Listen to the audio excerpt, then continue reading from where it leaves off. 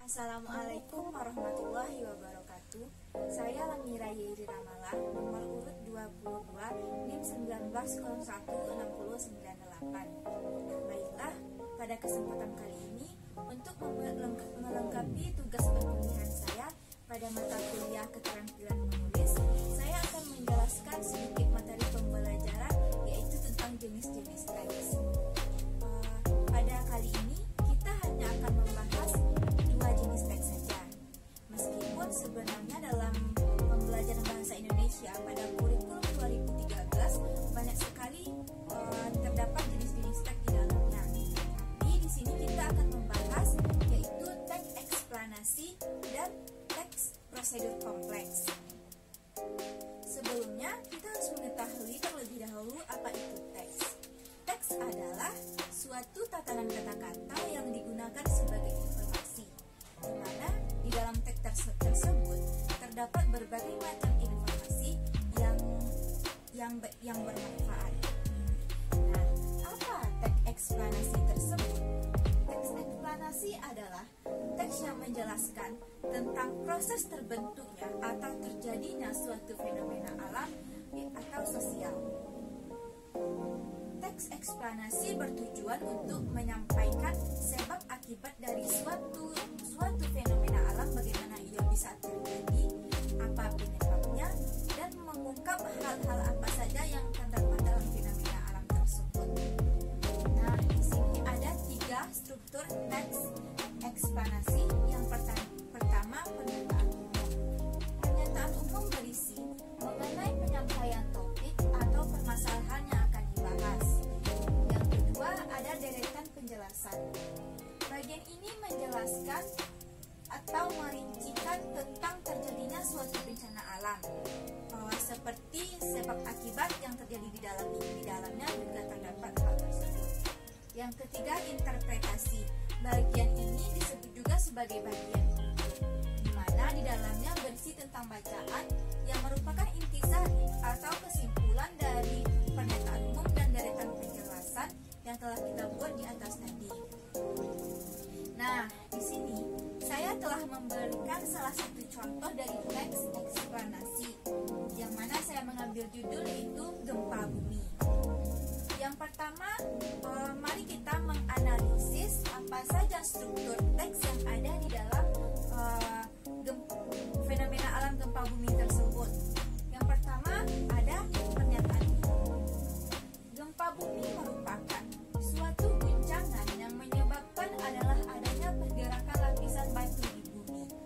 Gerakan tersebut asalnya adalah dari dasar bumi dan terdapat daerah atau kawasan tertentu yang rentan mengalami gempa bumi. Daerah yang dimaksud adalah beberapa daerah Gunung Merapi aktif dan daerah-daerah sekitar lautan luas. Itu yang saya sebutkan sebentar tadi termasuk ke dalam pernyataan umum. Selanjutnya struktur kedua yaitu deretan penjelasan. Dikarenakan adanya gerakan atau pergeseran lapisan di dalam bumi dan letusan Gunung Merapi yang sangat kuat, maka pada akhirnya itulah yang menyebabkan gempa bumi terjadi. Tidak sebatas itu, gempa bumi juga terjadi dalam waktu yang sangat cepat dan efeknya sangat kuat terhadap lingkungan yang ada di sekitarnya. Gerakan dalam gempa bumi yang amat kuat tersebut kemudian menyebar ke berbagai penjuru dan itu menyebabkan banyak bangunan yang menjadi rata dengan tanah. Kejadian semacam ini tidak jarang memakan banyak korban jiwa. Gempa bumi sendiri terbagi menjadi 2 bagian, yaitu gempa bumi vulkanik dan gempa bumi tektonik. Sebab dari gempa bumi vulkanik adalah meletusnya Gunung Merapi dengan ukuran besar. Dibandingkan dengan gempa bumi tektonik, gempa bumi vulkanik ini memang jarang terjadi. Sedangkan yang menyebabkan terjadinya gempa bumi tektonik adalah lapisan kerak bumi yang lunak, sehingga menyebabkan bumi mengalami pergerakan atau pergeseran. Berdasarkan pada teori tektonik plate, ada beberapa lapisan buatan yang ada di bumi ini, dan kebanyakan kawasan yang berlapis kerak tersebut nantinya bisa hanyut lapisan seperti salju. Lapisan tersebut mengalami pergerakan yang sangat pelan, sehingga menyebabkan tabrakan atau pecah antara lapisan satu dengan lapisan yang lainnya. Inilah yang menyebabkan gempa bumi terjadi. Nah, dalam struktur ini yang kedua, deretan penjelasan, kita dapat melihat apa sebab dan akibat dari gempa bumi tersebut. Contohnya saja seperti gerakan dalam gempa bumi ini yang kuat tersebut kemudian menyebar ke berbagai penjuru. Itu menyebabkan banyak bangunan yang menjadi rata dengan tanah. Kejadian semacam ini tidak jarang memakan banyak korban jiwa. Itu merupakan akibat dari gempa bumi. Nah, saya lanjutkan ke interpretasi atau bagian penutup dalam teks ini. Di mana interpretasi merupakan bagian ketiga dari struktur teks eksplanasi. Mari kita lihat, gempa bumi bisa terjadi dengan tidak mengenal musim, kapan saja ia mungkin terjadi.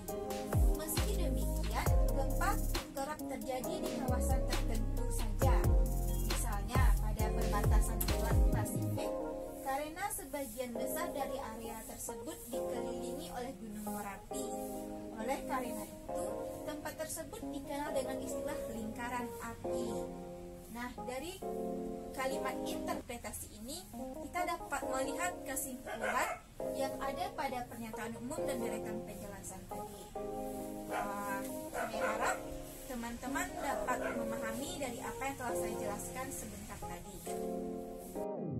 Nah, baiklah teman-teman semua, sekarang kita berlanjut kepada teks prosedur kompleks. Apa itu teks prosedur kompleks? Mungkin teman-teman semua sudah dapat memahaminya. Baik, saya bantu kembali mengingatkan teman-teman semua. Teks prosedur kompleks yaitu suatu teks yang menjelaskan bagaimana suatu proses berlangsung yang meliputi proses pengerjaan, proses pengoperasian, proses pembuatan yang sistematik dan tersusun secara rapi. Teks prosedur kompleks ini bertujuan untuk mungkin bisa saja mempermudah orang lain dalam membuat sesuatu hal, dapat menunjukkan langkah-langkah apa saja yang harus ia tempuh dalam hal yang ingin ia tuju. Misalnya seperti ia ingin membuat nasi goreng, apa saja yang ia harus tempuh sebelum membuat nasi goreng tersebut.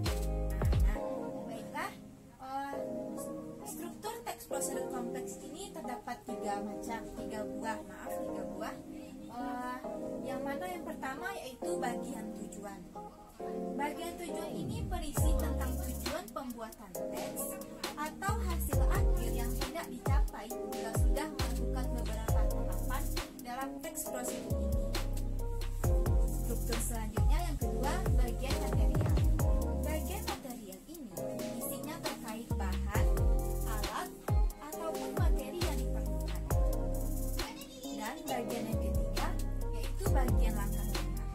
Bagian ini berisi tentang langkah-langkah yang perlu dilalui agar memperoleh hasil yang sesuai terhadap tujuan dari teks prosedur ini. Nah, di sini di depan telah saya sediakan salah satu contoh dari teks prosedur kompleks, yaitu bagaimana cara membuat pisang goreng. Nah, langsung saja kita masuk pada struktur pertama yaitu bagian tujuan. Pisang merupakan buah yang kaya vitamin C, B6, dan kaya serat. Pisang sangat baik untuk pencernaan karena di dalam pisang terdapat kalium yang berguna untuk kesehatan jantung. Berikut langkah-langkah membuat pisang goreng dengan mudah. Itu merupakan bagian tujuan, di mana ia telah menjelaskan kalau tujuannya ia akan memperlihatkan langkah-langkah dari pembuatan pisang goreng ini. Baik, kita lanjut ke bagian material, yaitu bagian kedua dari struktur teks ini, di mana terdapat bahan dan alat. Yang pertama, bahan. Apa saja yang dibutuhkan? Bahan apa saja yang dibutuhkan dalam pembuatan pisang goreng ini? Yaitu yang pertama pisang, yang kedua tepung terigu, yang ketiga keju, yang keempat minyak goreng, yang kelima santan, dan yang keenam gula secukupnya.